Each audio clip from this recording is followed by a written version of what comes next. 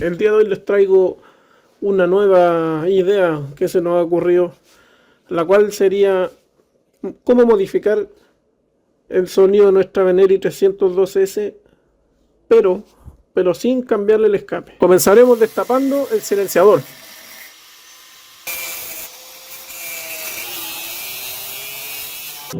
Aquí hubo que hacerle palanca un buen rato, ya que esto tiene varios puntos de soldadura. Y aquí seguimos batallando, dándole palanca, ya que se resistía.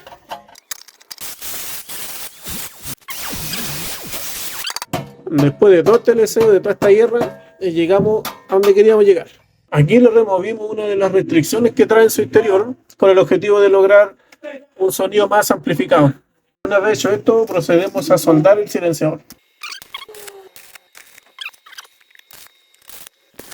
Terminamos de hacerle los últimos puntos de soldadura para poder instalar.